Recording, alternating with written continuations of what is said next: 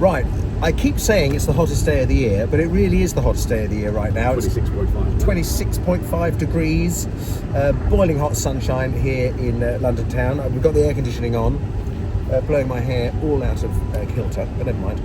Off to Golders Green for a 4 p.m. service today. It's the last slot in the day, 4 p.m. And but we haven't finished. We haven't finished after that because we've got to go back to the yard to do a little bit more work in preparation for a family coming in tomorrow, which is Saturday.